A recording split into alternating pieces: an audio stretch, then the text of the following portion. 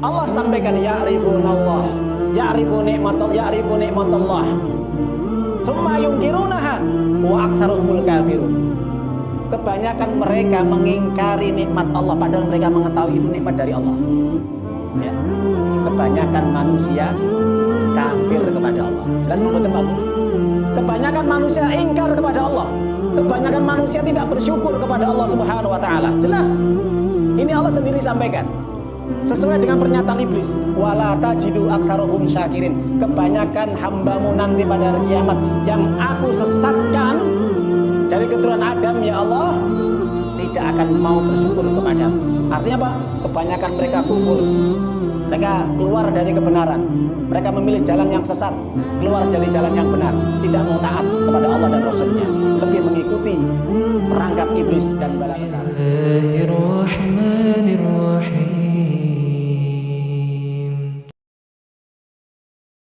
Tapi para jamaah Bapak Ibu yang dimuliakan oleh Allah Subhanahu wa taala. Kita lanjutkan materi kita inti, yaitu tentang musuh-musuh orang mukmin. Musuh orang-orang mukmin ada 5. Sebagaimana Anas bin Malik radhiyallahu an menyampaikan bahwa yang pertama yaitu musuh orang mukmin yang dengki.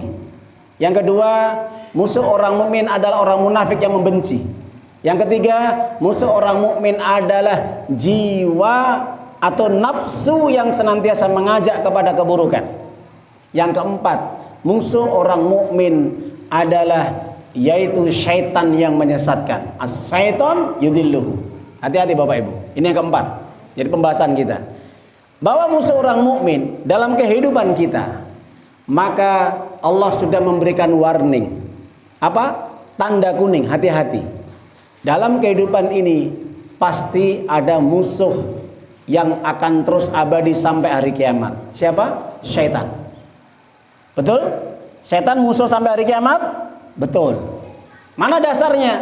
Kita buka di dalam Al-Quran surat Al-A'raf, surat yang ke berapa? 7. Ayat yang ke berapa? Ayat yang ke 17.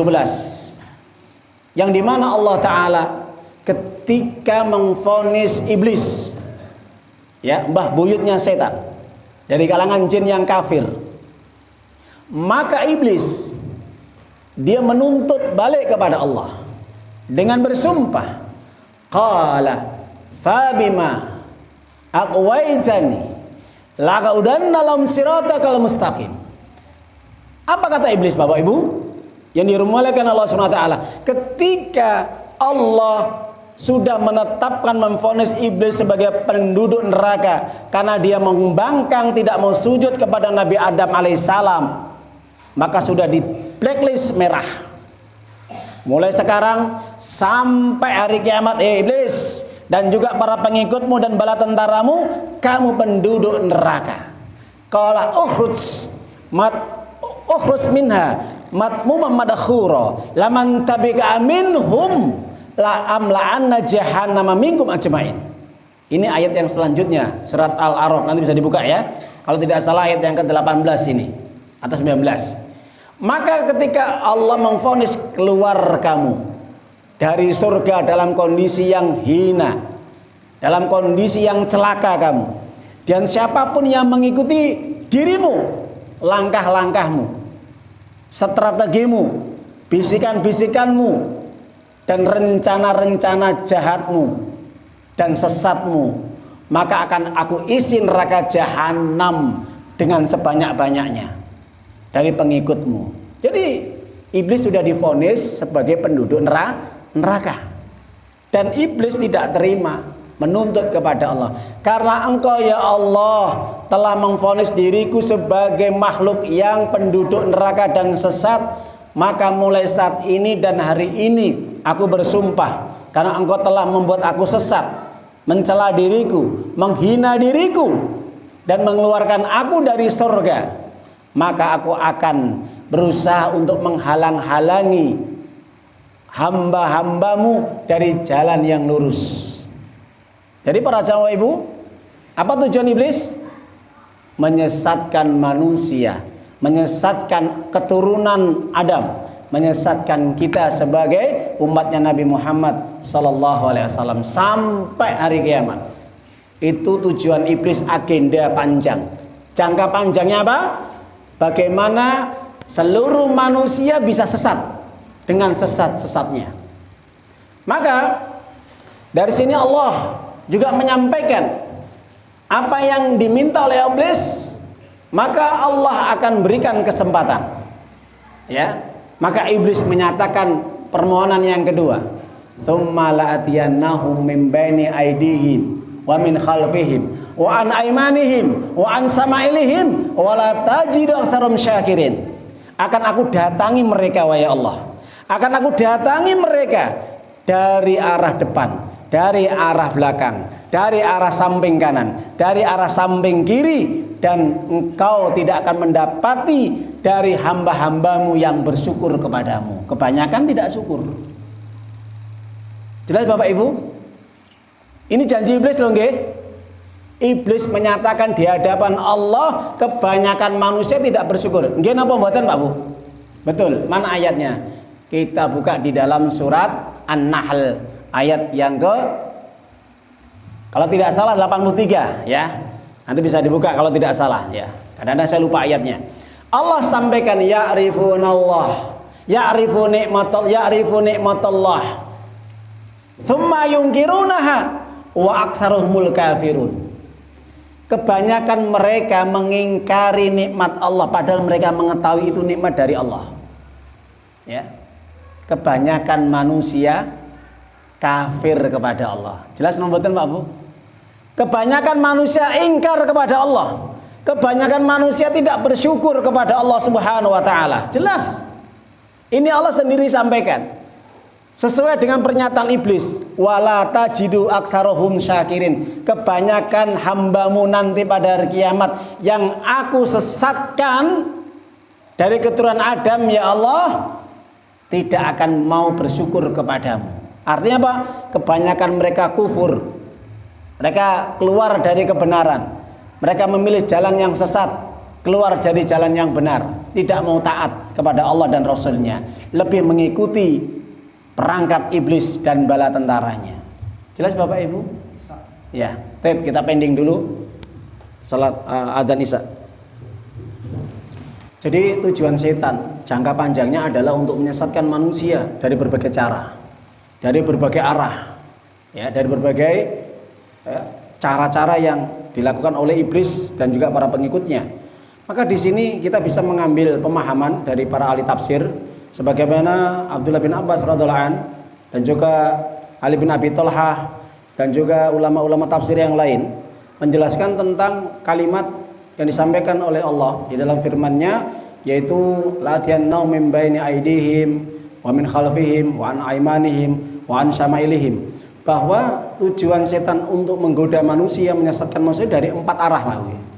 Dari 4 arah. Yang pertama arah yang depan, arah belakang, arah samping kanan dan samping kiri. Maka maksud arah dari depan, godaan setan ataupun penyesatan setan adalah bagaimana manusia itu melupakan kehidupan akhirat. Melupakan kehidupan akhirat. Jadi bagaimana manusia itu dilalaikan dengan kehidupan akhirat. Sehingga kalau sudah lupa dari kehidupan akhirat, maka jelas sangat mudah untuk disesatkan oleh setan. Lupa untuk ibadah, lupa untuk sholat, lupa untuk ngaji, belajar agama, lupa untuk sedekah, lupa untuk baca Quran, lupa untuk apapun ketaatan ibadah kepada Allah Subhanahu wa taala. Jadi cenderungnya bukan kepada akhirat, tapi cenderungnya kepada hawa nafsunya. Ya, nah itu strategi setan yang pertama dari arah depan. Itu Bapak Ibu ya. Jadi jangan sampai manusia itu mengingat kehidupan akhirat. Dianggap bahwa kehidupan itu hanya di dunia saja. Akhirat itu nggak penting. Yang penting adalah keinginan nafsunya. Itu tujuan setan pertama. Dari arah belakang, bagaimana setan berusaha untuk manusia itu hubud dunya, cinta kepada dunia. Maka kalau sudah lupa kehidupan akhirat, maka harus diarahkan kepada cinta dunia. Maka dengan cinta dunia ini pasti manusia nanti akan lupa dengan kehidupan akhirat, sehingga dengan cara-cara yang diinginkan setan adalah manusia akan melakukan apapun demi dunianya. Bahkan sampai mereka menghalalkan segala cara untuk meraih nikmatnya dunia, keuntungan dunia dengan cara-cara yang haram yang dilarang oleh Allah Subhanahu wa taala. Kalau kita lihat dalam kehidupan di tengah-tengah masyarakat kita, baik di pasar-pasar, baik di kantor-kantor, instansi, di jalan-jalan, kita banyak kita lihat orang-orang yang ketika mereka mencari dunia, maka mereka dengan cara-cara yang tidak baik, mereka melakukan hal-hal yang diharamkan oleh Allah, dengan praktek riba, dengan mereka berdusta, dengan mencuri, dengan merampok, dengan korupsi, dengan apapun yang mereka inginkan, sumpah palsu, dan banyak lagi cara-cara setan supaya mereka cinta dunia sehingga dengan cara menghalalkan segala cara. Ya, itu tujuan setan yang kedua. Yang ketiga, dari arah kanan. Maka setan berusaha dengan cara yang diinginkan oleh setan adalah apa? Supaya dijauhkan dari agama. Maka dengan cara dari arah kanan ini Pak Bu, ya, supaya manusia itu jauh dari agamanya, tidak senang dengan ajaran Islam, jauh dari Al-Quran, jauh dari majelis ilmu, jauh juga dari menuntut ilmu. Jadi seakan-akan agama itu nggak penting. Agama itu bukan tujuan satu-satunya. Yang dipikir dalam pikirannya, benaknya adalah, yaitu yang penting adalah juga dunia. Sama. Maka ini luar biasa setan. Supaya mereka malas untuk ibadah, malas untuk ngaji, malas untuk sholat, ya. Sehingga tidak ada rasa cinta terhadap agamanya. Ketika agamanya diolok-olok oleh orang-orang kafir, dihina, tidak ada sedikit pun untuk membelanya. Sama, tidak cinta terhadap dunia Bapak Ibu. Yang terakhir dari arah samping, bagaimana setan berusaha untuk menjadikan manusia supaya senang terhadap maksiat.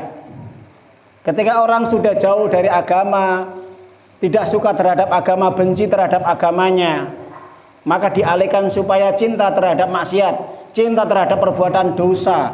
Sehingga orang yang senang dengan berbuat dosa, maksiat, kemungkaran, kekufuran, kesyirikan, bid'ah, ini salah satu strategi setan yang terakhir. Maka jelas berhasillah apa yang diinginkan setan untuk menyesatkan manusia. Lupa terhadap kehidupan akhirat, cinta terhadap dunia, jauh dari agama, benci terhadap agama, dan cinta terhadap maksiat, senang terhadap perbuatan dosa. Itulah para jamaah ibu yang kami jabarkan terkait penafsiran surat Al-A'raf. Mudah-mudahan ini bisa memberikan manfaat yang besar, dan semoga kita dijaga oleh Allah, dilindungi oleh Allah, ditolong oleh Allah dari segala tipu daya setan, dengan cara kita bentengi diri kita dengan apa? Ilmu dan keyakinan yang kuat. Insyaallah dua benteng ini insyaallah akan bisa menjaga kita. Semoga bermanfaat apa yang kita sampaikan pada malam hari ini. Kita tutup majelis ini dengan bacaan hamdalah. Alhamdulillahirabbil alamin. Subhanaka Allahumma wa bihamdika asyhadu an la ilaha illa anta astaghfiruka wa atubu ilaik. Assalamualaikum warahmatullahi wabarakatuh. يا أيها الذين آمنوا اتقوا الله حق تقاته ولا تموتن إلا وأنتم مسلمون.